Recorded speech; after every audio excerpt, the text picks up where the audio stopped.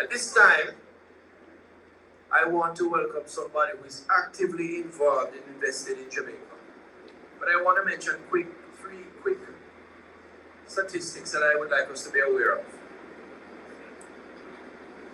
Last year, despite all the travel advisories and the challenges that we had, Jamaica actually recorded its highest number of tourist arrivals, 4.1 million visitors to Jamaica.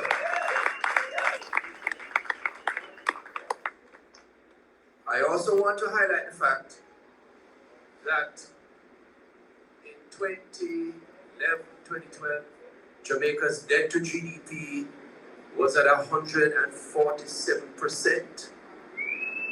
As we speak, Jamaica's debt to GDP is at 72%. People, I want you to get excited about Jamaica and we love.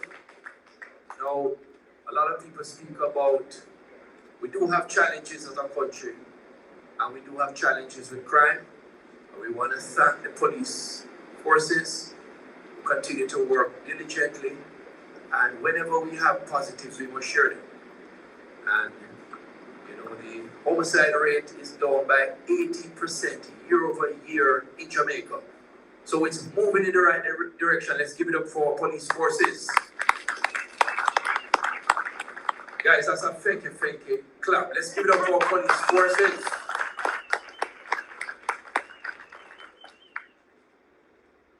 Jamaica's unemployment rate has moved from 14% to a record low of 3.2%.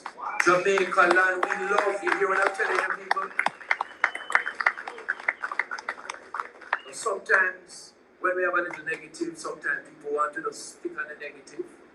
But we must also share the positives. And this is Jamaica land we love.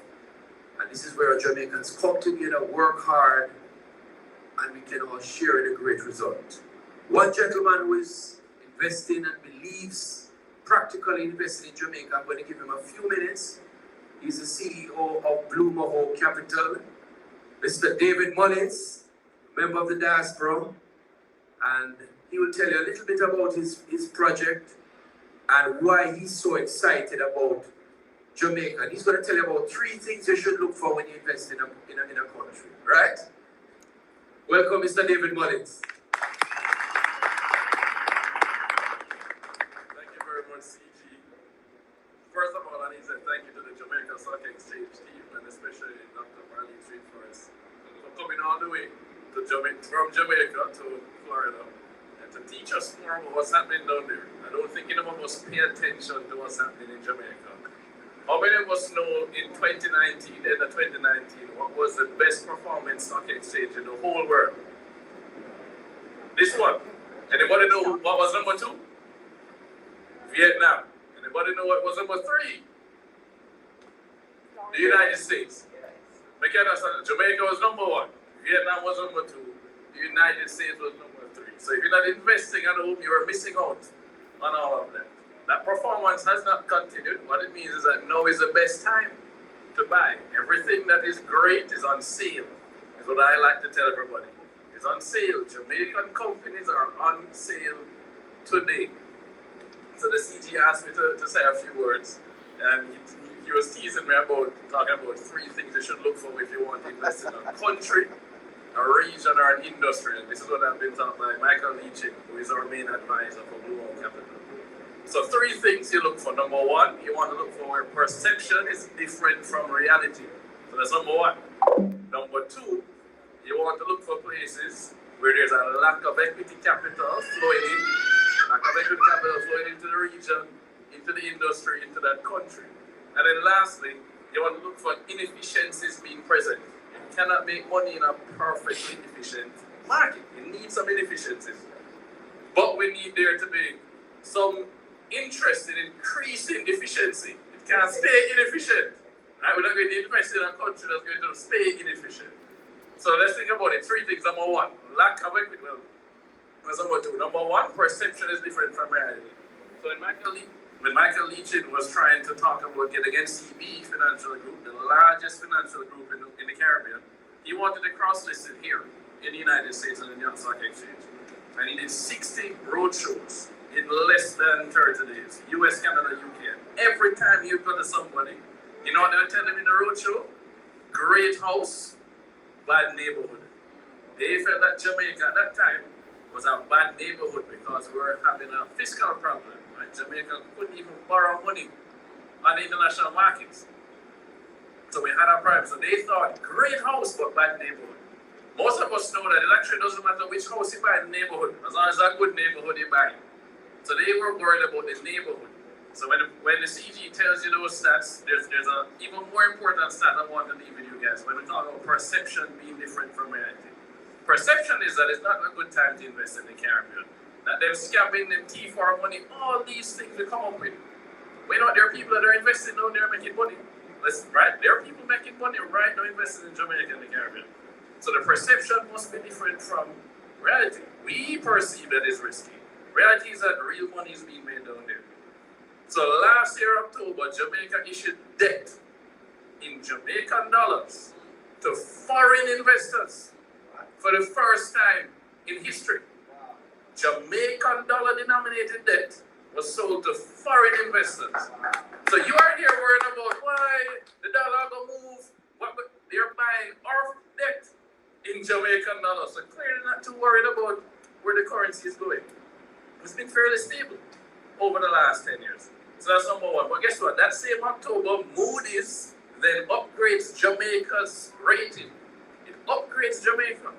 3 weeks later, Moody's downgrades another country because their debt to GDP ratio is going in the wrong direction. Which country is that? The United States of America. So if you perceive that it's better to invest here than down there, you need to think again. So that's number one.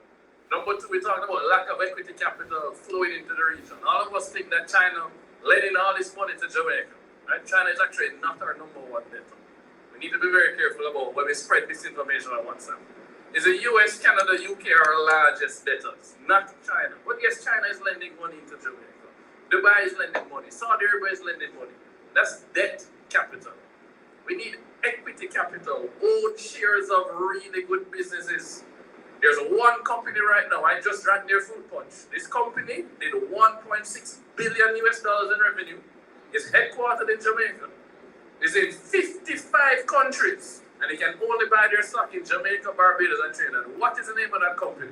Grace Kennedy. How many of us in there own Grace stock? Oh gosh. How that you're spending money buying it. You're telling all your friends, buy this jerk sauce this Christmas. And you don't own shares in the company. You know the company. You know the people who run the company. And you don't own shares in the company. You should get paid some dividends. When Grace Kennedy hits $3 billion in revenue, they're going to cross-list either here in the US or they're going to cross-list on the London Stock Exchange. What do you think will happen when they do that? You want to wait till then? Perception versus reality, lack of equity capital. But the last piece, we say inefficiencies must be present. Anybody in there will tell me that Jamaica is efficient or inefficient? Which one? Inefficient. But that is when we can make some change. Right? If you buy a company right now in Jamaica and they just improve their customer service, what do you think will happen? Just that. So I would say stop thinking that you can't invest in Jamaica. So I will close with one thing and then we'll let Dr. Streetforest give us the presentation on the stock exchange. So with Mahoe Capital, she specifically asked me 10 years ago, January 2014, to speak at the Jamaica Stock Exchange Regional Conference. It was January. I said, David, you served on the Jamaica Diaspora Advisory Board for 3 years. You worked in private equity. You worked for Jamaica National. You worked for a hedge fund. Can you tell us, the audience, what it takes for somebody like you to write a check and invest back into Jamaica? Not send more remittances. At the time, we were sending $2.2 billion a year remittances. Today is $3.3 billion a year we send back. None of that is being invested. You give it for somebody to go and pay light bill, water bill, school fee. That's not an investment. Big difference. We could invest some of it. And I said, it's very simple. When I went on stage, I said, we're looking for 5 things. Number one, and this was my personal find. Number one, when you leave the home country of a developing country, I don't care if it's Brazil, Botswana, Jamaica, Malaysia. We don't trust the government. It does not matter who is in power. You've done a really good job of some things, but in general, you can't run business. You run it into the ground. Simple as that. So we don't want to do a diaspora bond. This is not Israel. So don't do a bond that will not give the government my money to go and invest because they don't know how to manage it. It needs to be private sector led. That's number one. Number two, it needs to be run by someone from the diaspora with investment experience who goes back to the home country more often than those who've left and don't look back and don't know what happened. They need to know who to do business with, who not to do business with, how things really run in the home country, and how the diaspora knows things differently. We're not better, we're not smarter. Just because we come a foreign don't mean we're better than them a yard. We think differently because we've been exposed to some other things. And we need that. But then the third one is that we need a partner with a local financial institution that's known and trusted outside the region. Because we need to avoid the Bernie Madoffs, the IslandSPACE, the Odins, the cash flows. Straight. We have to talk the things. Right? So that's three. Number four though, where is it domiciled? If I'm going to write a check to you, where is this business going to be set up? What I said to them is for me to write a check, love Jamaica, love the Caribbean, British-based legal system, great jurisprudence. But we have one problem. You run on island time.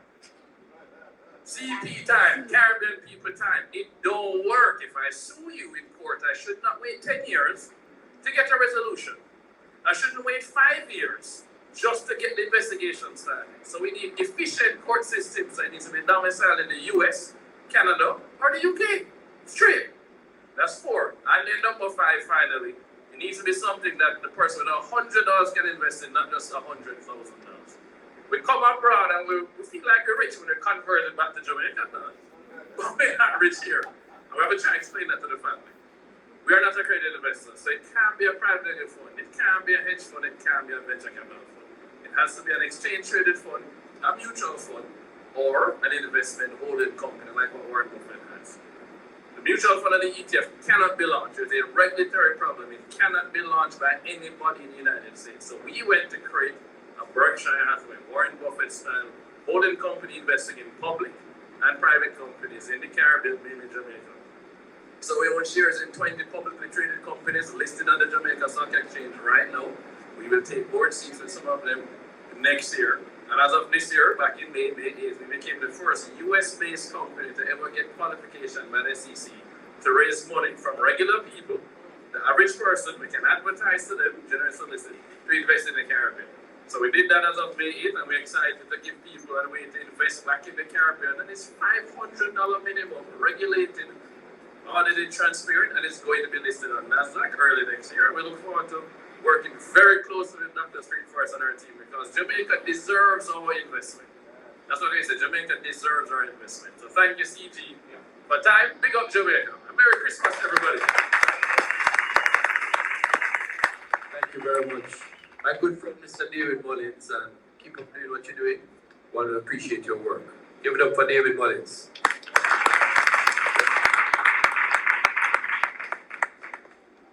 Ladies and gentlemen, I will make one confession before the next speaker. Each week, from the comfort of my office, not during my lunchtime, no, not during work time, during my lunchtime, I buy at least a few stocks from Jamaica every week. I don't need to talk to a broker because I've been set up with my online program. So from the comfort of my office, I pick my stocks, I don't talk to anybody, I buy, and it's executed.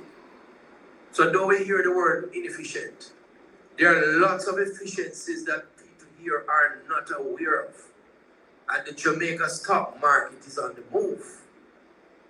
And the lady who has been at the helm of that change and leadership is right here in this room, Dr.